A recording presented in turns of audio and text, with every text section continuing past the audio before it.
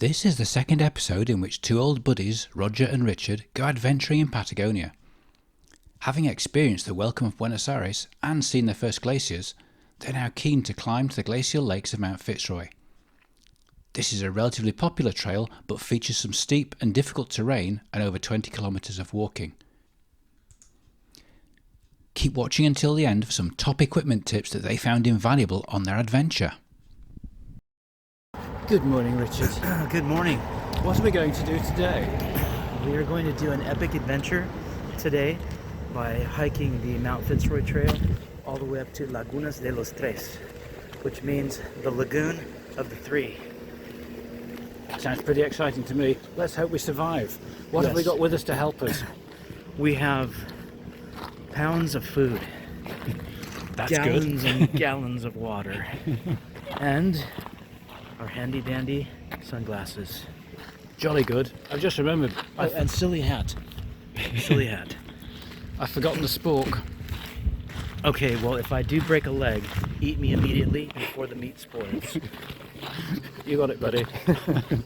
What are friends for? Onward, onward, onward. At this point we realised we walked through the wrong gate. Wait, I want to be in the picture.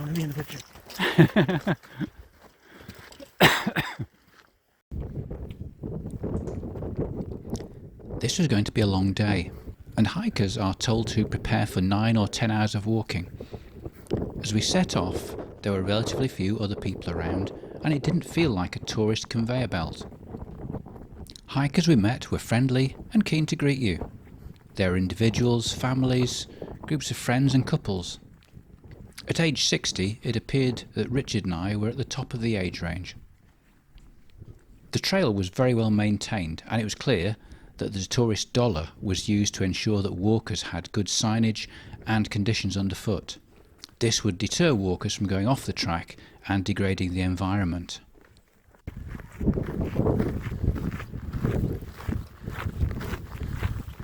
So, how's it going, Richard? Oh, great. This is amazing. Stunning. Some of the waterlogged land we crossed had a shiny substance on the surface. This was not oil or other pollutant. In fact, it was produced by microbes as part of their natural metabolic processes.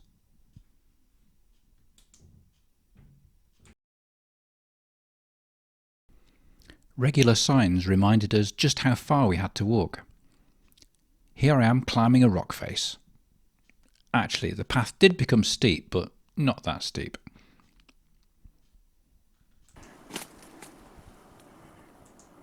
He's after us. A fellow walker pointed to something in the distance, and I was lucky enough to see a fox.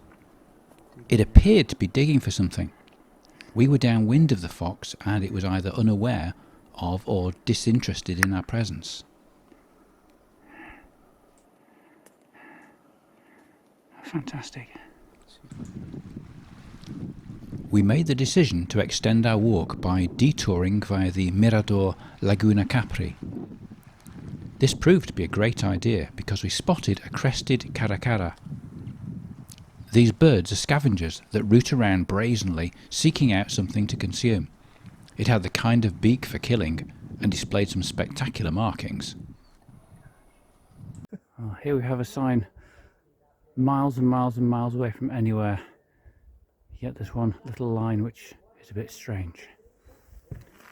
Be careful where you leave your car. Suddenly I had an anxiety where's attack. your car, Richard? It's in my garage at home, but is it okay? Let's hope so.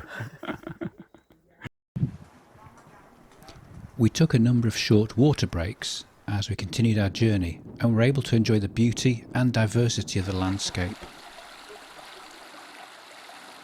These are all his female. The trail took us through a forested area, then through a river before serious ascent started.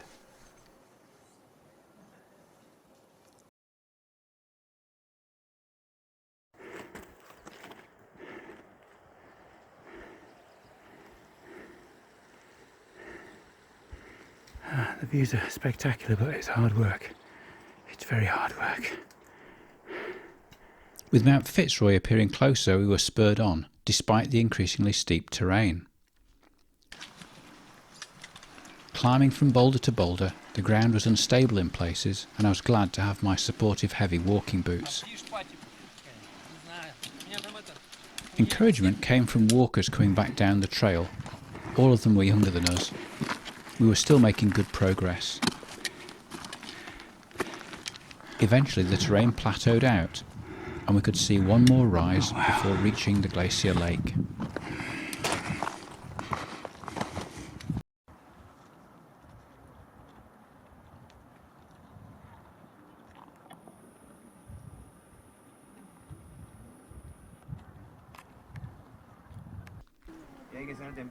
It was mid-afternoon when our eyes had the first glimpse of the glacier lake.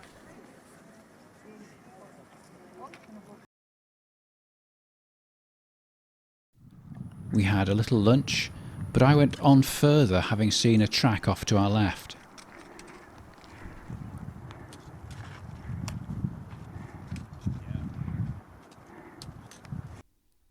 This led to a beautiful second lake. I noticed a couple of women taking photographs with the lake in the background. I took some photographs of them together, and then they took some of me.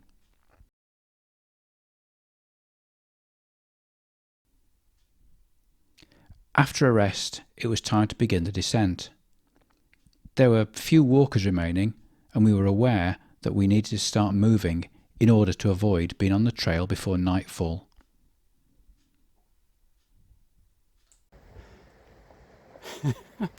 Mission complete. Yeah, I've just looked at my watch. 42,321 steps. I've never walked one walk that was that long ever before. How are we feeling? Congratulations. Well, By the way, the feet are very sore. The knees are very sore, but I'm happy. It was amazing, beautiful. I also am happy. Fantastic views, wonderful day, good company, giggles along the way, and yeah. Yeah, stunning. Stunning. Hello.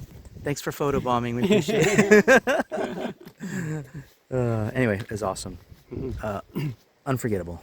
Yes, we think that Richard's knees probably need some cerveza therapy, which we're going to try to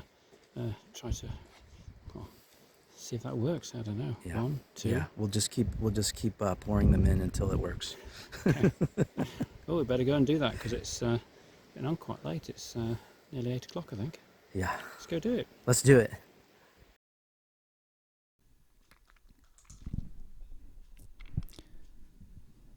The day was done and darkness enveloped Mount Fitzroy. We had planned the next day as a rest day, and this was fortuitous because the weather turned windy and stormy. Sheltering in our room, we checked over our equipment and provisions in readiness for our last day in El Chalten. My trusty folding spork had seen some use and was cleaned and ready for action. I wiped the dirt from my Scarpa hiking boots. Thick leather with a tough Vibram sole. These boots were proving themselves invaluable every day out here. My roll-top rucksack was made by a company called Lomo. It was heavy-duty PVC and could be rolled down and used as a small day sack or filled up to take as cabin luggage. I decided to wash some clothes and realised that if my rucksack kept water out, it would also keep it in. It therefore doubled as a handy washing machine when filled with warm water from the shower and some soap. When the rinsing was done, I made a washing line with paracord so my clothes could dry effectively. Other equipment that we'd found useful on the trip included numerous drawstring bags that I'd sewn. They were good for compartmentalising things like food or phone chargers within my rucksack without adding too much weight. We decided during the planning of our trip we would only take cabin baggage. This limited the size and weight of what we had with us. With regards to clothing, I had a couple of pairs of walking trousers, long-sleeve t-shirts and a bandana. For harsher conditions, I layered up with a fleece jacket, a really thin, inexpensive orange quilted jacket and a waterproof top. I also had some fleece gloves and a hat. These were all necessary at times, considering that it was 30 degrees Celsius in Buenos Aires and 0 degrees Celsius in the mountains. On our last day in El Chalten, I'd chosen what turned out to be a spectacular trail to another glacier. Then would come the flight to Ushuaia, the most southerly town in the world. Join us in our next video as we actually get to taste glaciers, eat roadkill, hallucinate penguins, and experience the sheer beauty of Patagonia. You can also like and subscribe, which would help a lot. See you on the next video.